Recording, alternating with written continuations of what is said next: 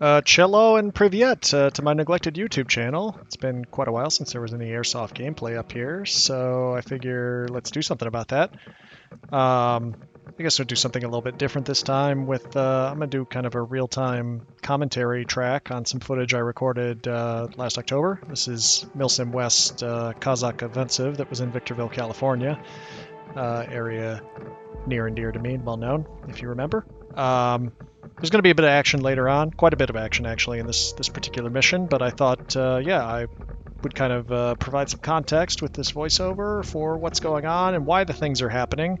What you're seeing is happening just before sunset on Saturday evening, so we've already been operating for almost a full 24 hours at this point. So we'll get a bit into the mission planning and considerations like that, and hopefully give a bit of a bigger picture idea for why the things are unfolding the way they do in a continuous play event like a Milsim West game. So here we can see a formation of men passing me. For this game I was the commander of an understrength platoon of about 2+ squads. For this particular mission we also took on some stragglers who happened to be standing by looking for a tasking.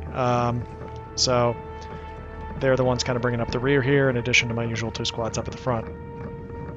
So here's a real quick op-ord just to get you guys up to speed. Situation. Russian forces in this area of operations have been heavily outnumbered and been steadily pushed back in a corner towards our FOB over the past 24 hours.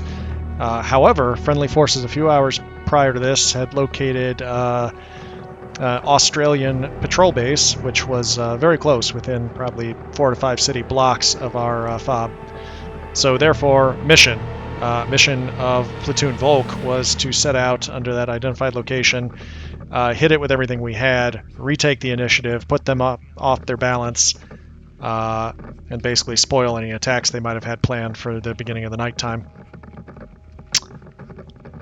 So execution, we're moving the entire platoon as one here in a column to ease navigation and make sure we get in place as stealthily, maintain the element of surprise as possible, get to an objective rally point, and then split into 2 main assault elements to hit the target objective, which is a 1-story building, a bit bigger but similar to the ones you're seeing here, from 2 sides at once. We were definitely in hostile territory at this point, not sure what we're going to find trying to get out there. So I was personally leading the platoon as quickly as possible. You can see us scurrying across an open area here. The enemy definitely had vehicles, including a 50 caliber machine gun doing gun runs on us very frequently there. Echo Victor Spice. The more you can do, the better. I'm pretty sure we're seeing right there. You could hear me on the radio. So we also had some vehicle support, limited support, dedicated to this mission ourselves. The objective of those vehicles was simply harassment, drive-bys, keep the enemy off their toes, hopefully divert them away from our main offensive, which was coming in from the other direction. Ended up having, as is usual, terrible comms with those vehicles the entire duration of the mission. So basically from this point on, I had no idea where they were, if they were being effective, even trying to make sure we weren't involved in friendly fire incidents, which, as far as I know, fortunately never occurred. I meant to apologize for the super shit quality of the sound, because my camera mount turned out was loose, so it rattles like some sort of horrible mechanical death pony anytime I move around. That sucks, but nothing I can do about it now. So here you see we're slowly creeping, trying to get an entire platoon across an open area. I can see some enemy forces standing out there in the open, but fortunately they look like they're not paying very much attention. So you can see this is the target building over there, actually, at least according to the intelligence we have, and the fact that there's enemy troops standing out in front of it. Good sign. That's Alexei, 2nd squad leader. I'm pointing out the target to him. So from here we're going to form a better plan of attack to move on it. There's the enemy gun truck patrolling by. That doesn't help us. We need people to be running out of this thing. It's okay, it's still a distraction. I think that's a 50 caliber. So we're halted up in this building now. A, because there's a lot of activity behind the target, and B, we can hear that. Don't move. Transport moving fast. Okay. So yeah, quite a lot of activity going on around there. But you know, in the shadows of the building, this time of day, and them being apparently, although I didn't know this at the time, wasn't certain, they seem to be completely unaware of our presence, and we've successfully moved an entire platoon across and behind their lines.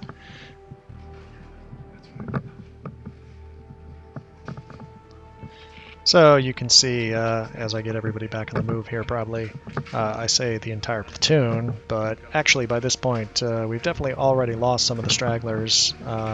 Most of my guys are still here, of course, but probably down 5 to 10 bodies at least from what we had. How you have guys drop off while moving in basically a single column in an urban environment is kind of beyond me, but that's BB Wars for you. So another factor, of course, with some of these guys don't know very well, don't know what they're capable of, don't know what they're not capable of, especially on like a sneak and infiltrate mission like this. And of course, none of them were there at the actual mission briefing, so they may not even know what they're being asked to do exactly, other than go over there and whack some dudes. So, could easily be more harm than good, even just having the extra bodies, if we lose that element of surprise.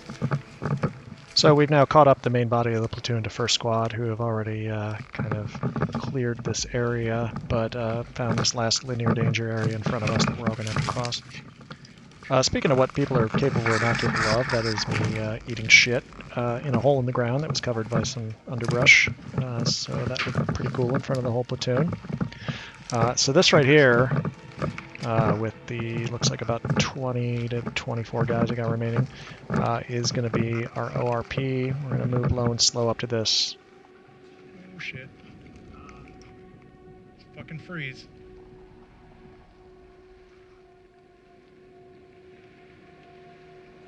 Huh. Did you know that T-Rex's vision is based on movement?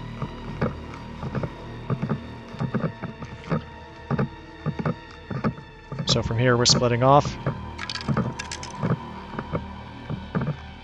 And first and second are going to go move to this closer building, and I'm going to take the other group and fish hook around the back way, so we can hit them from roughly about 120 degree angles.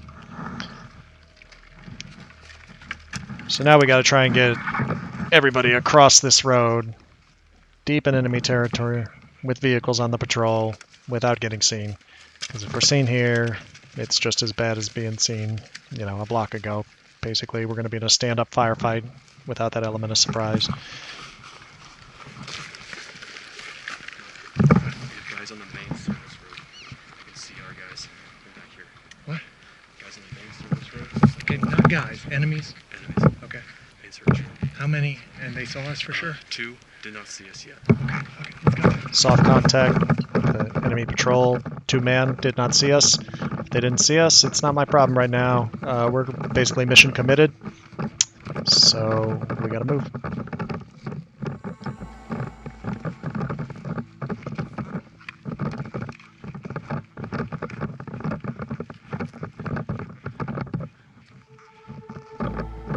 So we're going to be moving very low and slow from this point on out, because we've got to make a little pincher and get around the backside.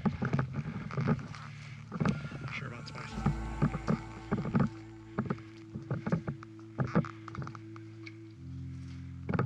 Sure about spice. So that's me trying to coordinate over the radio with the other squad leader, having inevitable comm problems, this time a result of, it turns out, a dead battery. Super fun. Oh look, that truck. So you can see we're casting really long shadows. Not real happy with that, but basically frozen in the crouch. Hey, if we get engaged over here, just keep pushing to the objective. We'll serve as another distraction. So the slightly idiot-proof portion of this plan that I came up with is that either the 2 pinchers could serve as kind of a redundant element. If either is detected prior to the main assault, hopefully the enemy gets target fixation, gets engaged with them, and then the other one can still hit them from the other side.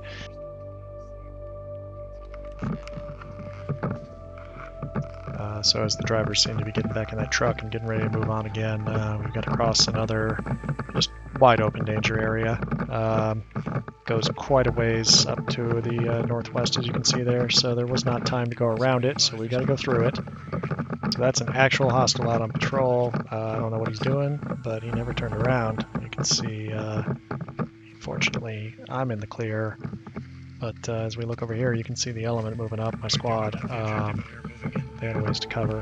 And yeah, he simply never turned around, so we were able to continue moving up. We're now about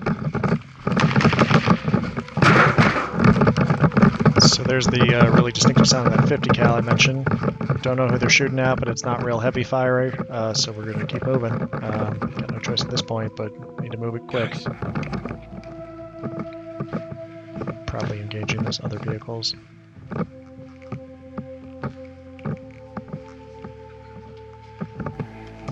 Another vehicle moving right past there. But, yep, that's the 50 cal. Firing off shots in the wrong direction of any R elements, so it must be vehicles. Fortunately, again, did not see us at all.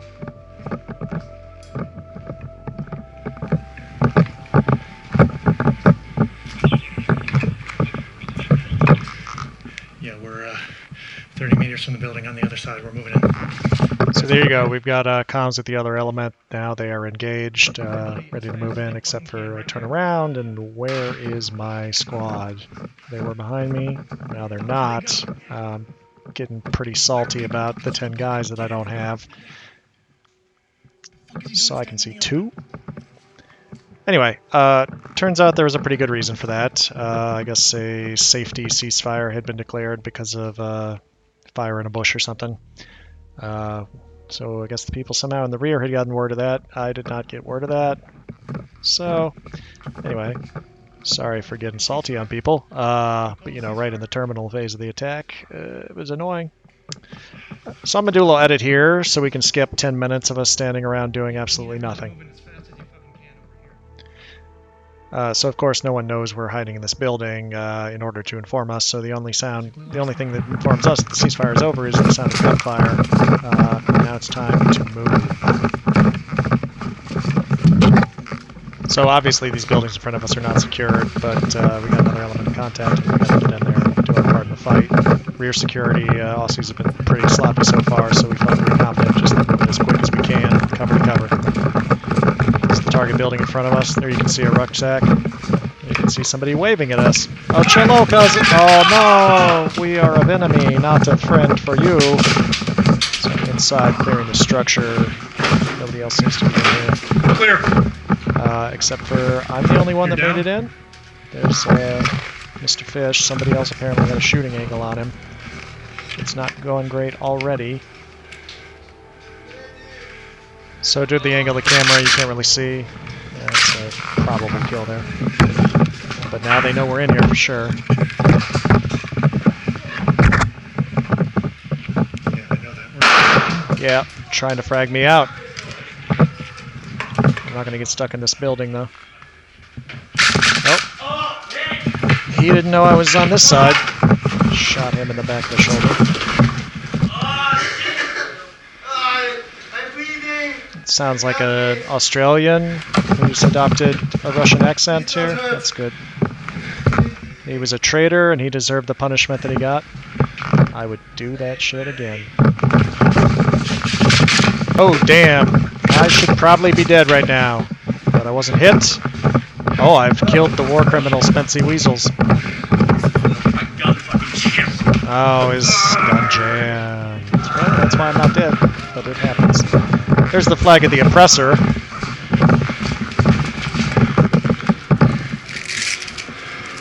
Don't have much time to deal with getting these guys back into the fight, so I'm just going to do this as quick as I possibly can before they get help coming. So this is applying the Milsim West Buddy Aid tourniquet to get Fish back in the fight. So now at least we got a 2-man team. Oh, shit. Oh, shit. Engaged heavily in the front yard. Definitely know where we are. I'm not going to be able to fight my way through that. That was 5+ guys. Engaged on this side. Hey. So here we're going to fall back on some quick move and scoot guerrilla warfare. They think we're in there. Let's absolutely not be in there anymore. These units do not connect directly to each other. But there are other ways around. Shoot and move is the way to do this with a 2-man element. I don't know if I've got other guys still alive, but I can't really give away my position at this point.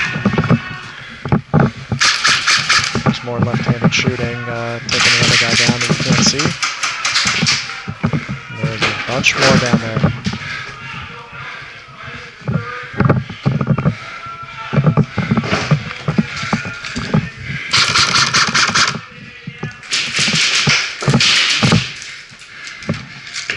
So through that window there, we can see the Aussies are still assaulting the position where we were, but we fortunately no longer are. They don't seem to know we're connected here. This is me desperately trying to ignite a striker grenade that lost its strike top. Cover me.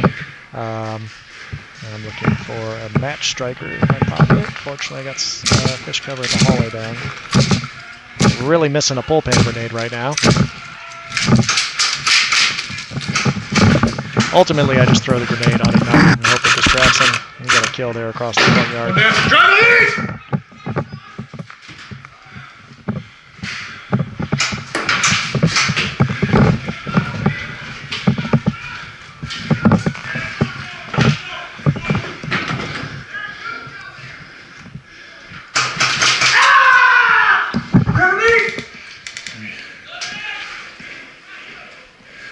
If we can make a move, do it. We're in.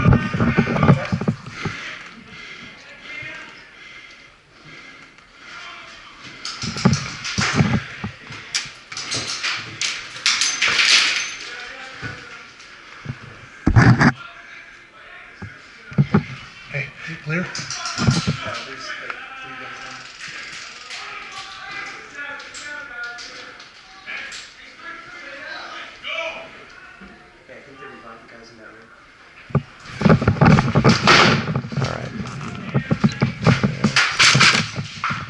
There's another guy through a hall, got him. Murder holes everywhere in these buildings. Here's some of the guys I got coming in the door when we were in the other position. Trying to bring some more guys in. A little ahead, you can see. Pretty bad time to run out of ammo. And then perform incredibly slow reload. While we're at it, let's go ahead and get maglock jam. That'll help. Do that finally. There we go. All right.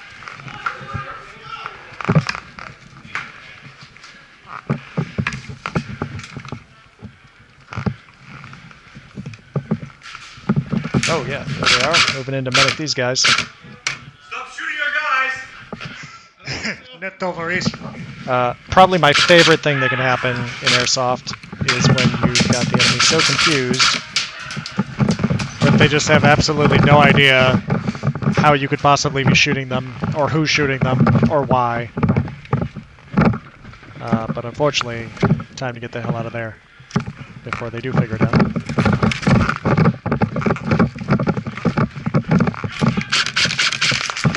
Oh! Oh no.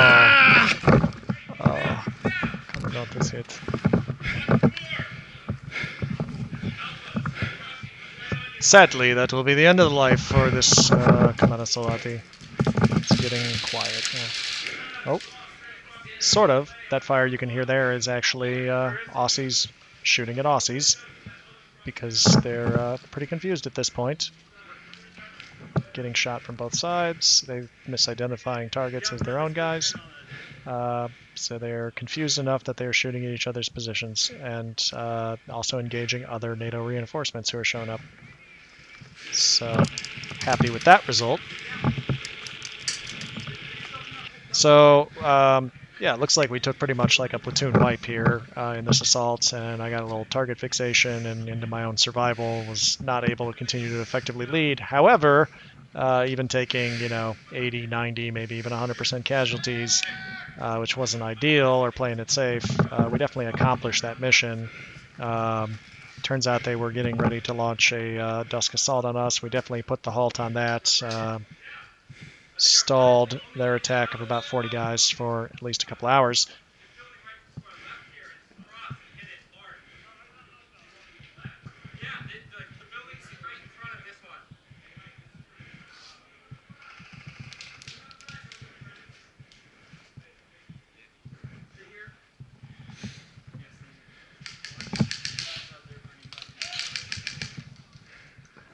So you can hear even now they're mopping up. Probably their own guys still, because I'm pretty sure we don't have anybody left in this building. Me just trying not to get lit up again, laying in the middle of the dirt. Here come more reinforcements, again shooting across the courtyard towards their own position.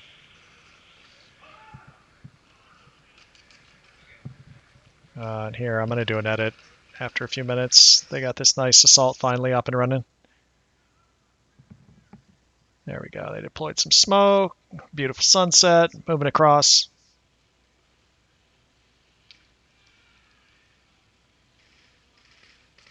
Bad guys moving across the courtyard to the rear. Right into that building there. You can hear them there chasing bad guys across the courtyard. Actually bad guys? I don't think so. I think Russians are pretty much wiped out of here by this point. But either way, time for me to go to VDV heaven, and good night. Anyway, I hope you liked that video. Something a little different, like I said. A little more perspective on the bigger picture that goes into some of these longer events. It was a 40-hour event, Friday night to Sunday midday. Did a lot of night fighting. Unfortunately, unable to capture any of that. So in the very near future, we're going to fix that, be able to get some infrared footage. Definitely my preferred time to operate. That'll be cool. But that'll be something for another video, hopefully coming soon. Meanwhile, I'll see you at the Kazakh insurgency coming in November, Caspian Gap, and Least Weasel coming up in just a couple weeks here in Missouri.